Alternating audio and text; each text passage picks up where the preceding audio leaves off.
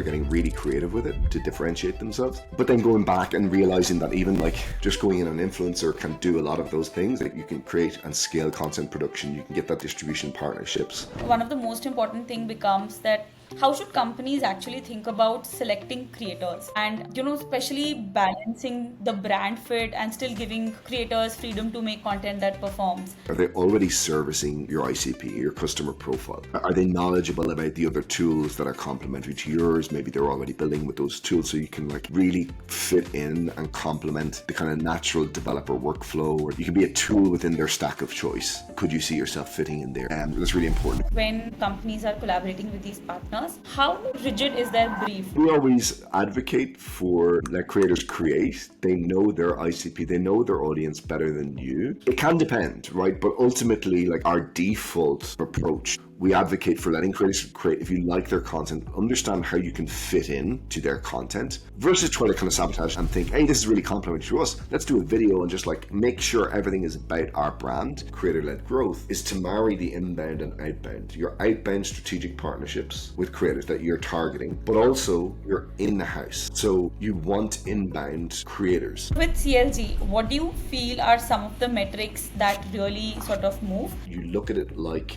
you're going to get click-through rates and sign-ups potentially, depending on your budget, depending where you allocate the cash, the size of the influencer, loads of variables, right? Hey everyone, today we're diving into one of the most interesting shifts in developer marketing, which is creator-led growth. And if you also notice the rise of developer YouTubers, indie hackers, and community educators who are actually shaping adoption decisions, this conversation is for you. And to unpack this, today we have with us Neil Gurnon, who's the founder of Plug.dev. It's a platform which helps DevTool companies connect with creators who truly influence how developers learn and buy. So Neil, great to have you here. And before we dive in, we would love to understand your journey and then what led you to start Plug.dev, and give us a bit of an overview about what Plug.dev does. Sure, yeah. So we're kind of known for influencer. Everyone goes like Plug.dev influencer, dev influencers, but we refer to ourselves as the creator platform for DevTools. So that means we effectively build and manage both creator programs and influencer programs, which I know we're going to talk about later. On a daily, we're quite lucky that we get to work with some of the fastest growing DevTools in the world, world-class growth operators like Supabase or Clerk, Snyk, a whole lot more. So that's always a cool part of our job. But how we actually do it is maybe a little bit different. We essentially took the decision like really early on to invest in the foundational assets that would help us do the job. And so early on, we built a platform on which everything is delivered. I built the network and community before I built the company.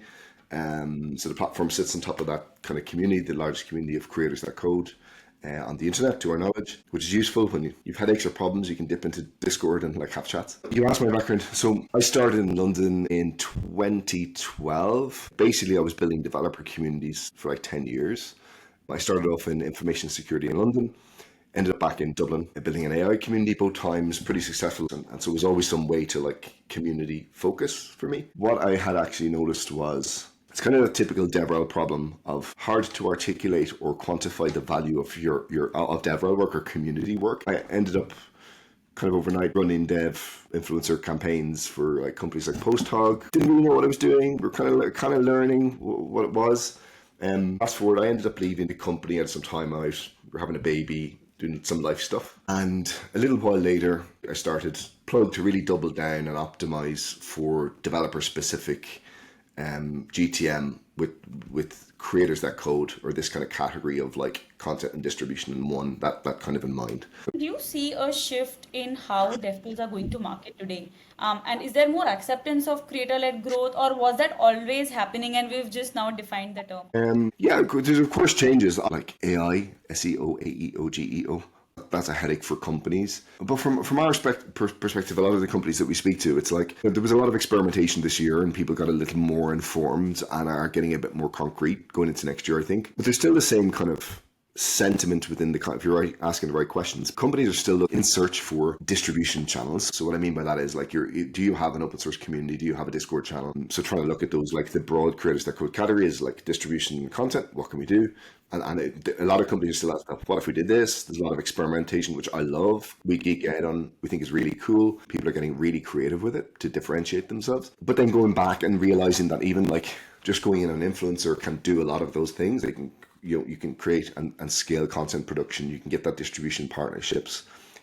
Several audits have started kind of ranking higher with the content pieces, including like YouTube Shorts and not just long form. So yeah, there's a lot of change, a lot of questions. There's more experimentation, still in search for distribution, still in search to iron out the headaches to enable them scale the production of content, figuring out AI. And we find a lot of people are ending up on the creator-led category because it can tick a lot of those boxes. That's our biased perspective, but that's what we see. No, I think that's fair. And I think in the age of AI, you need to do a lot of experiments and you need to stand out. Otherwise, you just get lost in the sea of content that is out there. So I think that's fair. And Sunil, so in your perspective, why is creator-led growth, why does it work so well for developers? Is it because developers by their nature, they want to learn, they want to understand new things, they're always looking out for content? What has been your perspective here? A lot of companies are asking themselves, what are the resources we have? What is the fundamental facts of the resources we have? What is the fundamental facts about our ICP? And then they realize, okay, this is the scenario. We're looking to marry these things, content distribution. Our ICP is in these categories, and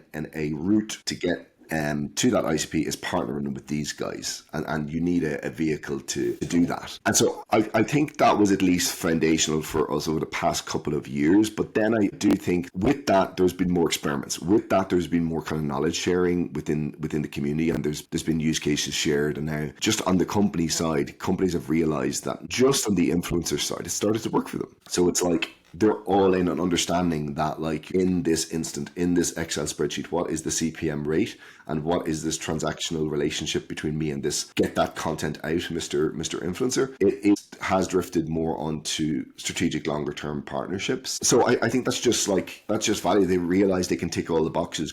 It's been well documented. Companies like Clerk and the guys over there really doubled down and optimized for YouTube. Now, the 3 or 4 key partners and then a backlog of other influencers, and in their high priority partner category are generating like 15,000 conversions per partner because they doubled down and optimized on what they knew was kind of working. As companies realizing they can get creative, they can do different things. It's not just, okay, YouTube, we've guerrilla marketing activity. How can we support that? We want to go broader for our launch weeks. Makes sense. So a lot of use cases, it's not just, so what I'm understanding is that there's a shift between DevTools actually saying and doing like one-off partnerships to actually a more deeper strategic engagement wherein they're looking at creators and partners for a longer time, and then there are multiple activities that they're sort of able to engage them with. So whenever they're doing events, can they sort of amplify that voice? If they're going regional, can they amplify that voice? So I think a lot of use cases and definitely a lot of exciting stuff there. But I think, Neil, then one of the most important thing becomes that how should companies actually think about selecting creators and, especially balancing the brand fit and still giving creators freedom to make content that performs? How would they sort of run that to make sure that creators are true to their craft? Yeah, so there's a whole lot of variables in this. It sounds like a really simple question. There's so many variables based on like your campaign or program type and the purpose of the engagement, because sometimes it actually you can be looser with the ICP, and like that creator is not on brand for us, but they still have value depending on what it is you're doing. I mean, there's a couple of base fundamental bullet points of like, do they make content that already hits your ICP? Are they already servicing your ICP, your customer profile? Are they knowledgeable about the kind of the other tools that are complementary to yours? Maybe they're already building with those tools, so you can like really fit in and complement the kind of natural developer workflow, or you can be a tool within their stack of choice. Could you see yourself fitting in there? And that's really important. I guess it shouldn't be surprising to me, but like a little bit surprising to me that they know like one or two of their favorite creators. They're like, I really like this guy. Because I think like we've had some CEOs come on and they're like, yeah, we're looking for like to hire DevRel. We want to hire these YouTubers. So they tend to know, they're a lot more educated now. They tend to know about like YouTubers they like. And so that's like the brand fit. Also your team is a good indicator that, your marketing or DevRel folks are going to know. But then it does get looser outside of that. If you've like, if you're just like quite simply within the React ecosystem And maybe within that, you've a niche that is partner types. But on the fringes, you've just maybe creators that you wouldn't want to create a long form tutorial for you and stick it on your website. Maybe that wouldn't be enough. But you'd be like, we can partner with you for like maybe do some drop-ins, maybe like join one of our launches, or we're pushing out a webinar. Can you help us amplify this? Or could you share it into your niche newsletter or something like that? I'd say those two categories of like, you're going to know who are your high profile strategic partners. Are they really aligned with your brand in terms of like little things, the tone and the cadence of how they teach, the clarity in what it is they're teaching, and the quality of the production, and then the type of things that they are building, and the other tools that they are using that complements your tool. That's one. That's how I look at strategic partnerships. Other than that, companies, you can get a little bit looser, which can be really effective for just like general awareness campaigns. We're trying to amplify launch weeks, make some noise. That's a kind of a different bucket where you can be a bit looser with your. Makes sense. And I just got curious. So when companies are collaborating with these partners, how rigid is their brief, or is it decided between the company and the creator, or does the company dictate that this is how you should create? How does that happen generally? Yeah, no. I mean, we always advocate for let creators create. They know their ICP, they know their audience better than you. It can depend, right? But ultimately, like if we were to stand over like our default kind of approach, we advocate for letting creators create. If you like their content, understand how you can fit in to their content versus try to kind of sabotage and think, hey, this is really complimentary to us. Let's do a video and just like make sure everything is about our brand. We tend to see that, like, for example, a dedicated video on YouTube or something, they don't convert as well. And they're still valuable. I'll still make an argument for them being valuable depending on the stage of the company and what you're trying to do on YouTube. If you're trying to build up some actual authority on the platform early on, some smaller or micro influencers to do dedicated videos can kind of stamp some nice authority on that, where like you, as long as that video, then the DevRel team and dev marketing team can get more involved in to try to guide and to collaborate much closer with the creator on what do we want to tick here. That might be for just the general direction of the video, how authoritative you can be by aligning with key problem statements, thinking about it from an SEO perspective a bit more. That's all valuable, right? So that's one category. But in general, we usually advocate for let creators create. You like their content, try to fit in to what they are already creating. Got it. And is that the difference between companies that truly succeed with CLG from the ones who are still experimenting, or are there any other factors that sort of contribute to that? I think the commonality is that they acknowledge what it is they're doing from a marketing perspective in-house, then what is their unique kind of angle, and then they're leveraging influencers to support that. So if you look at someone like Clerk, they took a pretty opinionated approach on partnerships, did a lot of experimentation, then they found this kind of angle to double down and optimize for these creators that can give them long tail videos that convert really well. But they really took the approach of like, what we want to do is we want to complement the creator, and the video is not about us, and we want to integrate in here because we're going to be the auth solution, and the creator's going to use all these other great tools. Okay, we need to keep doing this, and we need to keep on track with actually being good partners, something nobody talks about. Big difference. Everyone's talking about like is this one video attributable? What is the CPM rate? Like, everyone gets data driven, which you should. Community sentiment is real. Virality within niche, closed, private creator discords is a very real thing. I've unfortunately seen companies trend negatively and positively. And Clerk is an example, my point being of a company that has done that, has got into trending in the private YouTube Discord channels that I know of. And if you've reached that point, you've done something really well. I think other companies as well, Snyk, a perfect example of, they have in-house guerrilla marketing activity. They use creators for that. They know what they have internally. They want to amplify that, and they use creators per launch. Constant cadence every quarter, every maybe 2 months.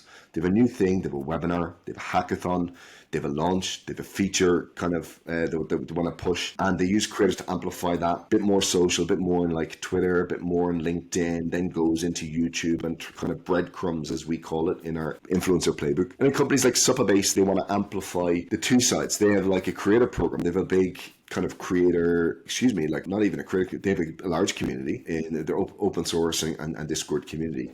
That's an amazing asset for their launch weeks, which they're so well known for. They want to utilize that and gather the community around that, turn the community into creators. essentially. And then off the back of that, YouTube is a much, maybe a bit more strategic outbound, where they can also support activities like their conferences that they had. They did dev launch there a little while ago. So yeah, it really depends, but acknowledge what you have internally and see like what way creators and influencers can support.